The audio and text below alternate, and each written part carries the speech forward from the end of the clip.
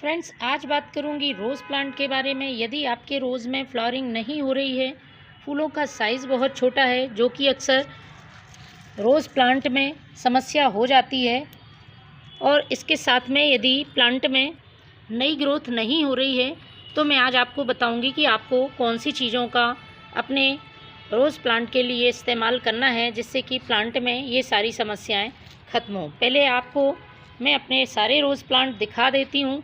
देखिए कितना पुराना रोज़ प्लांट है, लेकिन इसमें नई ग्रोथ शुरू हुई है और इसमें बहुत अच्छी फ्लावरिंग हो रही है। काफ़ी बड़े आकार के फूल आ रहे हैं।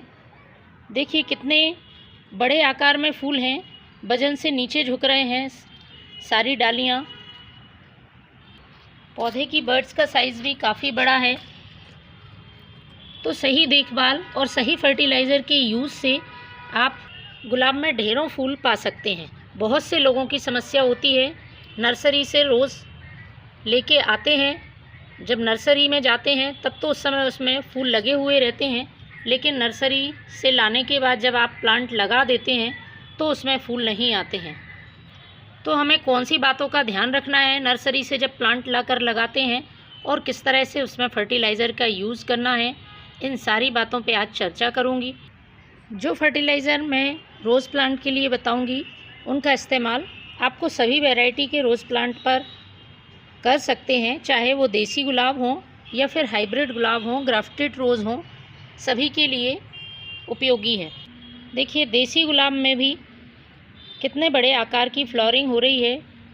कई लोगों की परेशानी होती है कि देसी गुलाब खिलता तो बहुत है, लेकिन उसमें 5 से 6 पत्तों वाले ही फूल आते हैं, इससे ज़्यादा उसमें फ्लावरिंग नहीं होती है, और फूल यदि बड़े आते भी हैं तो बहुत जल्दी झड़ जाते हैं। तो बहुत दिनों तक ये फूल लगे रहते हैं यदि प्लांट को सही पोषक तत्व दिया जाए। तो सबसे पहली बात, जब भी आप नर्सरी से रोज़ का प्लांट लाते हैं तो उसको सॉइल मीडिया सही होना चाहिए।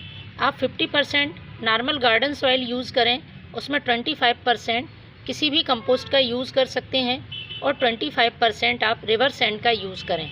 इस तरह से सॉइल मीडिया बनाएंगे तो पौधा तेज़ी से ग्रोथ करेगा। फिर पौधा लगाने के बाद आपको तुरंत किसी तरह का फर्टिलाइज़र प्लांट में नहीं देना है। पौधा थोड़ा सा बड़ा हो, उसके बाद आपको फर्टिलाइज़र यूज़ करना है। तो फर्टिलाइज़र के लिए आप शुरुआत में उसमें पुराने गोबर का खाद दे सकते हैं, लेकिन ज़्यादा मात्रा में नहीं देना है। 1 मुट्ठी पुराने गोबर का खाद आप मिट्टी में मिलाएं। इससे पौधे को अच्छी मात्रा में नाइट्रोजन मिलती है और गुलाब का पौधा ग्रोथ शुरू करता है। पौधे में लगातार आपको फूल चाहिए, तो उसमें नई ग्रोथ का होना बहुत ज़रूरी है। दूसरी ज़रूरी बात, रोज़ प्लांट में आपको अच्छे फूल चाहिए तो उसको धूप में रखना ज़रूरी है। ऐसी जगह पर रखें जहाँ पर्याप्त मात्रा में सूरज की रोशनी आती हो, तभी प्लांट अच्छी फ्लावरिंग कर पाएगा। तीसरा काम आपको करना है पौधे की प्रूनिंग का। पौधे में जब फ्लावर सूख जाते हैं या पत्तियां सूख जाती हैं, टहनियाँ ख़राब हो जाती हैं, तो आपको उनको समय समय पर कट करते रहना है। अभी इस समय रोज़ प्लांट में फ्लावरिंग हो रही है, इसलिए इसकी डीप प्रूनिंग नहीं करनी है, आपको हल्की हल्की कटिंग करते रहना है। मौसम बदलने पर रोज़ प्लांट में फंगस अटैक बहुत ज़्यादा होता है या इंसेक्ट अटैक होता है, तो आपको 15 दिन में एक बार नीम ऑयल का स्प्रे ज़रूर करना है, तो पौधा स्वस्थ रहेगा। वाटरिंग की यदि बात करते हैं तो पानी आपको पौधे में ज़रूरत के हिसाब से ही देना है, ओवर वाटरिंग नहीं करनी है।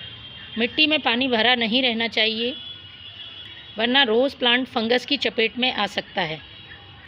महीने में एक बार आपको प्लांट की मिट्टी की अच्छी तरह से गुड़ाई कर देनी है, जिससे कि जड़ों को पर्याप्त मात्रा में ऑक्सीजन मिल सके, और हम जो भी फर्टिलाइज़र प्लांट के लिए डालें वो आसानी से जड़ें अवशोषित कर सकें। अब बात कर लेते हैं पौधे में कौन सी चीज़ें फर्टिलाइज़र के रूप में आप डाल सकते हैं। तो यदि आपके प्लांट में ग्रोथ नहीं हो रही है तो 1 मुट्ठी आप गोबर का खाद महीने में एक बार अपने प्लांट की सॉइल में ज़रूर मिलाएं।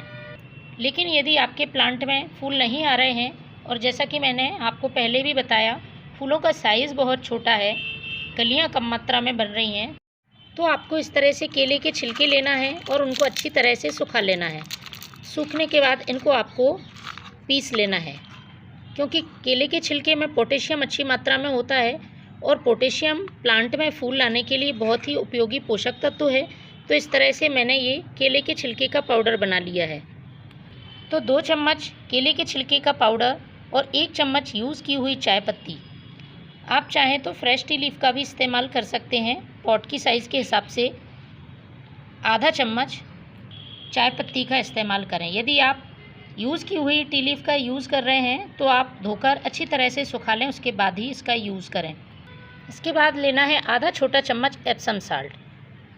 मैग्नीशियम सल्फेट इसका नाम है और रोज़ प्लांट में पत्तियों को हरा रखने का और पौधे की ग्रोथ लाने का काम करता है, लेकिन इसका हमें ज़्यादा मात्रा में यूज़ नहीं करना है। तीनों चीज़ों को आप मिक्स कर लें और महीने में एक बार इनको अपने रोज़ प्लांट में ज़रूर डालें। इसके बाद आप इसे कवर कर दें मिट्टी से और वाटरिंग कर दें। तो इस तरह से फ्रेंड्स रोज़ प्लांट की देखभाल और उसमें सही फर्टिलाइज़र का उपयोग आपके प्लांट में ढेरों फूल लाएगा और पौधा लगातार ग्रोथ करेगा। Thank you.